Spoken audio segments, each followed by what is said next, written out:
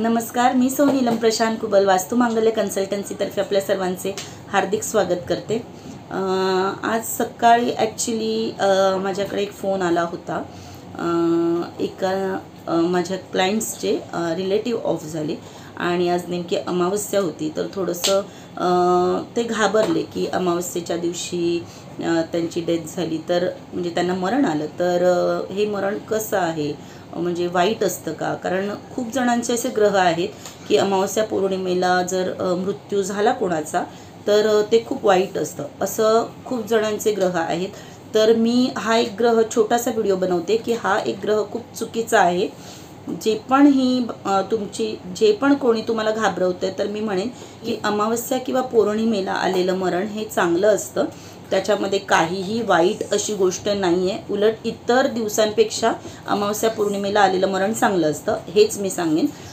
आणि याची माहिती जर तुम्हाला पाहिजे तर तुम्ही बिंदास गुगलवर सर्च करा, काय मी काय वेगळं सांगत बसणार नाही इथे। परंतु एक मला वाटलं की ही एक गोष्ट तुम्हाला सांगावी, कारण खूप जणांना असं वाटतं की अमावस्या म्हणजे खूप वाईट दिवस आणि या वाईट दिवसाला कोणाचं मरण झालं की खूप काही वाईट घडतं, तर असं नसतं। हो, कोणाचा मृत्यू, काही अशी नक्षत्र आहेत की त्या नक्षत्रांवर जर मृत्यू झाला म्हणजे त्या नक्षत्रांना पंचक नक्षत्र किंवा त्रिपाद नक्षत्र असं म्हणतात। पंचक नक्षत्रांमध्ये काही नक्षत्र येतात, 27 नक्षत्रांमधली काही नक्षत्र आहेत की त्या नक्षत्रांमध्ये जर मृत्यू झाला तर ते चांगलं नसतं। परंतु त्याचा पण जर आपल्याला कळलं की ते नक्षत्र आहे आणि त्या नक्षत्रावर मृत्यू झालाय, तर त्याचे पुत्तलविधी वगैरे असे असतात, तर ते तिथल्या तिथे केल्यानंतर तेवढे वाईट परिणाम नाही मिळत। जे जर नाही केलं तर परिणाम मिळतात ते की त्रिपाद असेल तर अशी मान्यता आहे की त्या व्यक्तीनंतर लागोपाठ 3 मृत्यू होतात, मग ते घरामध्ये त्याच परिवारामध्ये किंवा नातेवाईकांमध्ये असं होतं। ठीक आहे, मी म्हणेन की फक्त तुम्ही नक्षत्रांवर लक्ष द्या की कोणतं, जेव्हा पण कोणाचा मृत्यू होतो तेव्हा नक्षत्र कोणतं आहे हे बघणं गरजेचं आहे, ना की तुम्ही अमावस्या आणि पौर्णिमेला दोष द्यायचे। अमावस्या पौर्णिमेला दोष नका देऊ। अमावस्या आणि पौर्णिमेला उलट ज्यांचे मृत्यू होतात तर ते खूप चांगलंच मरण असतं त्यांना।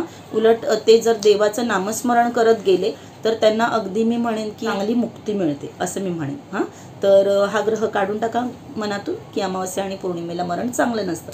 चांगलं असतं, ज्यांचं पण मरण अमावस्या पौर्णिमेला येतं त्यांचं हे मरण खूप चांगलं भाग्याचं असतं।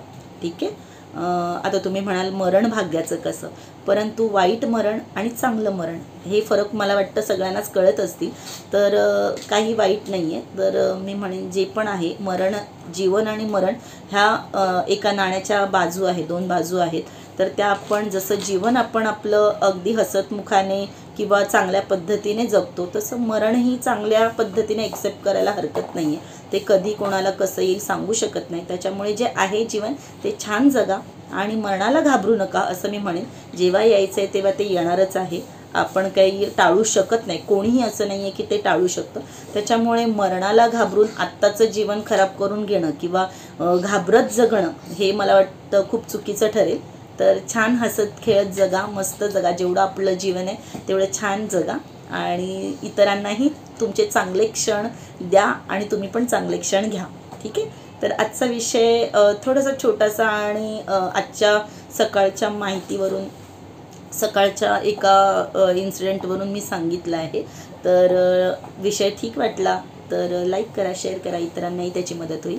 आणि जर तुम्ही आतापर्यंत माझ्या चॅनेलला सबस्क्राईब केलं नसेल तर सबस्क्राईब करा, बेल आयकॉनला क्लिक करा, म्हणजे येणाऱ्या पुढील व्हिडिओचे नोटिफिकेशन तुम्हाला वेळोवेळी मिळत जाईल। मी सौ नीलम प्रशांत कुबल इथेच आपली आज्ञा घेते। नमस्कार।